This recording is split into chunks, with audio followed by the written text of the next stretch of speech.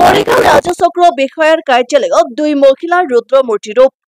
প্ৰকৃততে কোন এই দুগৰাকী মহিলা?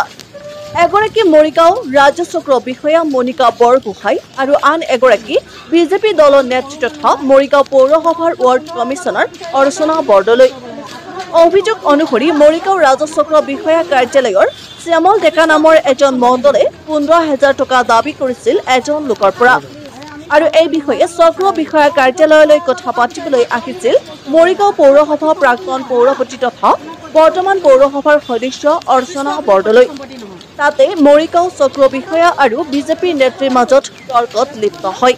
বিষয়টো গৈ মৰিগাঁও সদৰ থানা পাইগৈ। নিউজ ডেস্ক ৰিপৰ্ট, মৰিগাঁও বাতৰি।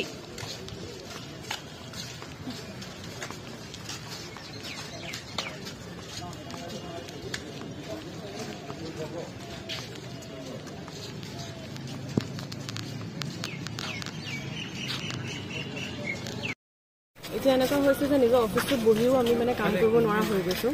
পাব্লিক আহে, পাব্লিকৰ কমপ্লেইনে শুনিম, মানুহৰ হেৰি শুনিম, যিমানখিনি পাৰোঁ আমি চেষ্টা কৰোঁ।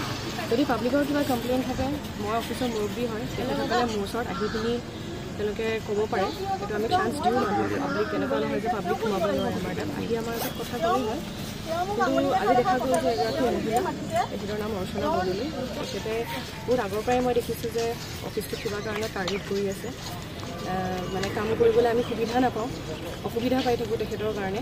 আৰু তেখেতে আজি এনেকুৱা কাম কৰিছে, মইতো এগৰাকী মেজিষ্ট্ৰেট হয়, তেওঁ মেজিষ্ট্ৰেটৰ হাতত ধৰি তেওঁ মোৰ টেবুলত মাৰিছে, তেওঁ মোৰ হাতত ধৰিছে, হাতত ধৰি কৈছে যে এনেকৈ আপোনালোকে নিজকে কি ভাবে, আপোনাৰ এইটো পৈতৃক সম্পত্তি নেকি? পৈতৃক সম্পত্তি এনেও নহয়, কাৰণ আমি ইয়াতে আজি আছোঁ কালি নাই, আমি মানে ৰাইজৰ কাম কৰিবলৈ থাকোঁ। কিন্তু এনেকুৱা ধৰণৰ যদি আমাৰ মানুহৰ মানসিকতা থাকে, এনেকৈ যদি কৰে, তেতিয়া আমাৰ কাৰণে কাম কৰিবলৈ বহুত অসুবিধা হয়। আৰু সেই কৰাৰ কাৰণেই মই তেখেতৰ ওপৰত এখন FIR দিছোঁ। আচলতে কি হৈছিলে, মানে কি ঘটনাটো কি, মানে কি ঘটনাটো হ'ল যে পাব্লিকে কিবা এটা কমপ্লেইন লৈ আহিছে। তেখেতসকলে কমপ্লেইনটো মোক জনোৱাও নাই, কি হয় কি নহয়, সেইখিনি আমি চালি জাৰি চাবলৈ আমি হেৰিও পোৱা নাই। চ' পাব্লিক দুজনক মই মাতিলোঁ, তেখেতসকলক আমি ডিছকাশ্যন কৰিয়ে আছিলোঁ। আৰু তেখেতসকলেও কৈছে যে বাইদেউ আমি হেৰি হ'ম, আমি কামখিনি কৰিম, আপোনাৰ যোগেৰে কামখিনি কৰিম। ঠিক আছে, আমাৰ এইখিনি বস্তু আমাৰ ছল্ভ হৈছিলেই, কিন্তু তেখেত ক'বৰ পৰা তেখেতে মানে বস্তুটো ইনভলভ হৈ আছে। আৰু তেখেতে কিয় সেই বস্তুটোৰ কাৰণে ইমান মানে এছ'চিয়েট হৈ আছে আমিও সেইটো ক'ব নোৱাৰোঁ। প্ৰায়ভাগ কামতে দেখা যায় যে আমি কিবা এটা কৰিব লোৱাৰ লগে লগে তেখেতে ক'ৰবাৰ পৰা উৰি আহি পিনি সদায় আমাক মানে আমাৰ এগেইনষ্টত কিবা এটা কয় বা হেৰি কৰে, বা আমাৰ অফিচটোৰ এগেইনষ্টত কিবা কয়, এইটো ডিমাণ্ড কৰা, সেইটো ডিমাণ্ড, সেইটো হ'ব পাৰে। সেইটো আমি বেলেগ ব্যৱস্থা কৰিম, সেইটো আমাৰ ব্যৱস্থা আছে নিজৰ। মই যিহেতু অফিচৰ মুৰব্বী হয়, মই মোৰ ষ্টাফক চোৱাটো মোৰ দায়িত্ব হয়, মই সেইখিনি আমি কৰিম। কিন্তু তাৰ উপৰিও যদি এনেকৈ বেলেগৰ আগত এনেকৈ অপদস্থ কৰি থাকে, আমাৰ কাৰণে কিন্তু ৰাইজৰ সেৱা কৰিবলৈ বহুত অসুবিধা হয়। হয়, তেখেতে মোক এনেকৈ হাতত ধৰি আপুনি কোন হয়, আৰু হাতত সেনেকৈ ধৰি মেলি পিনি হেৰি কৰিছে। মেজিষ্ট্ৰেট মই নিজে, মোৰ এইটো অফিচৰ আৱাৰ্ছ হয়, কাম কৰাৰ সময়ত তেখেতে মোক মানে কাৰ্যালয়ৰ কোঠাৰ ভিতৰত মোৰ মানে মই চেয়াৰত বহিয়ে আছোঁ, তেখেতে অপজিট বহি থকাৰ এনেকৈ সেই সময়ত মোক এনেকৈ অপদস্থ কৰিছে। মই FIR দিছোঁ, সেইটোৰ ওপৰত কি ব্যৱস্থা লয় আৰু দাবী কৰা বুলি পেলাই এটা অভিযোগ উঠিছে। হয়, তেখেতসকলে সেই বস্তুটোকে আমি নিৰ্ধাৰণ কৰিবলৈ যিসকলে কমপ্লেইনছটো দিছে তেখেতসকলক আমি মাতি আনিছোঁ। তেখেতসকলে আমাক যিখিনি যাৱতীয় কাগজ পত্ৰ দিব লাগে বা তেওঁলোকৰ আগত বা যদি কিবা তেওঁলোকৰ আছে প্ৰুফ পাই হওক বা যিয়ে হওক আমাক দিলেই হ'ল, আমি সেইটোৰ ওপৰত আমি ব্যৱস্থা ল'ম। আৰু আমাৰো নিজৰ প্ৰচিডিউৰ আছে, আমি সেইখিনি ড্ৰ কৰিম। কিন্তু সেইটো হোৱাৰ আগতে থাৰ্ড পাৰ্টি কোনোবা আহি পিনি আমাৰ অফিচটো কেনেকৈ হেৰি কৰিব সেইটো, আৰু লগতে কাম কৰি থকাৰ অৱস্থাত তেখেতে আহি পিনি এনেকৈ শাৰীৰিকভাৱে অপদস্থ কৰিছে, সেইটো বিষয়েহে মই এই FIRটো দিছোঁ। আগতেও আহিছে, আগতেও সেই ইলেকশ্যনৰ টাইমতো কিবা কিবি কৰি পিনি এটা হেৰি কৰিছিলে, সেই সময়ত মই ইমান মানে গুৰুত্ব দিয়া নাই। কিন্তু দেখা গৈছে যে তেখেতে বাৰুকৈ আমাৰ কাৰ্যালয়ৰ কামবোৰৰ লগত মানে জড়িত হৈ আছে। কি ৰিজনৰ কাৰণে তেওঁ ইমান জড়িত হৈ থাকে, কি তেওঁৰ স্বাৰ্থ আছে সেইটো আমি নাজানো। আমি সেইটো হ'ব পাৰে, মই তেখেতৰ বিষয়ে মই ইমান অৱগত নহয়, কি কাৰণে তেওঁ ইমান মানে আমাৰ বস্তুলৈ ইমান ইণ্টাৰেষ্টেড হৈ থাকে। বা কৰক, তেওঁ ৰাইজৰ কামেই কৰক, কিন্তু কথাটো আহি পিনি ভালকৈ ক'লেও হয় যে কাৰোবাৰ অসুবিধা হৈছে, পাব্লিকৰ কিয় অসুবিধা হৈছে, আপোনালোকেও জানে আমি যিমানখিনি পাৰোঁ আমাৰ সামৰ্থ্যৰে আমি যিখিনি পাৰোঁ আমি কৰি দিম বা কৰিবলৈ আমি চেষ্টা কৰোঁ।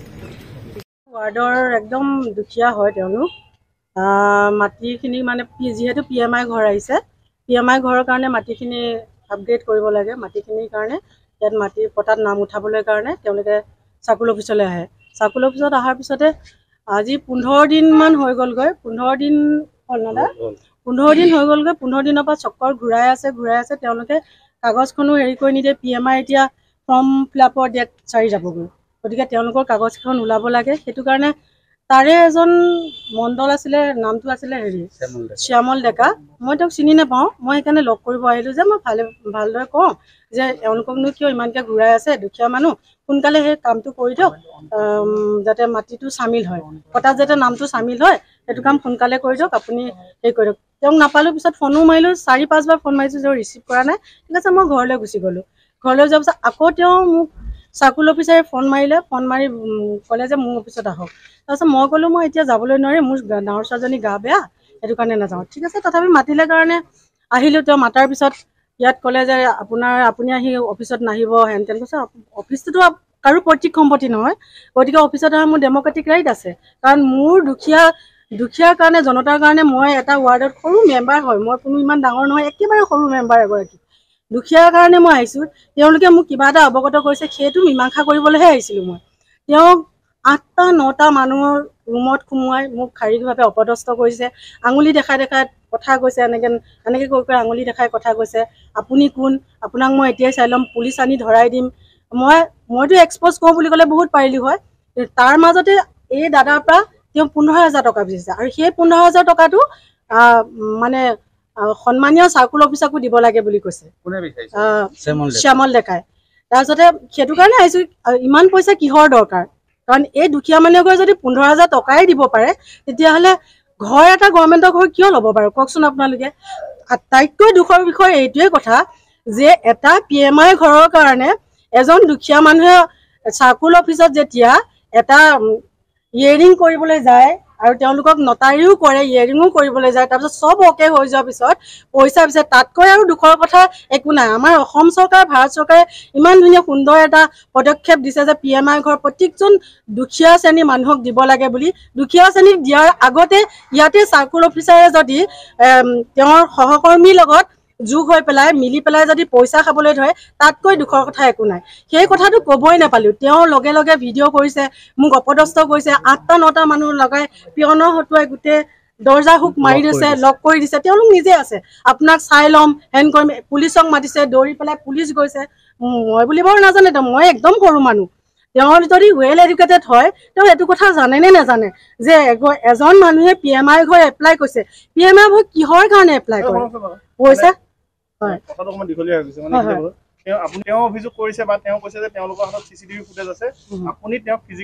মই CCTV ফুটেজত দেখাব, তেওঁ মোক এনেকে আঙুলি দেখাইছে। আঙুলি দেখাই কোনো কাকো, আপোনাক মই আঙুলি দেখালে আপুনি ভাল পাব নেকি যে এই আঙুলিটোৱে যে এনেকে কথা কয়? তেওঁ মোক নিজেহে মাতিছে। তেওঁতো নিজে মাতি মোক পলাইটলি সুধিব পাৰিলে হয় কথাটো। মই একো হুলস্থুলেই কৰা নাই। তেওঁৰ লগতে ভিডিঅ' উলিয়াই লৈছে আৰু লগৰ সহকৰ্মীজন দুজনক কৈছে ভিডিঅ' কৰা। ভিডিঅ' কৰিবলৈ মই যদি পাৰ্মিশ্যন নিদিওঁ তেওঁ ভিডিঅ' কৰিব পাৰিব নেকি? এইটোতো নোৱাৰে, কেতিয়াওতো ৰাইট নাই ভিডিঅ' কৰা। তেওঁ তেতিয়া মই আঙুলিটো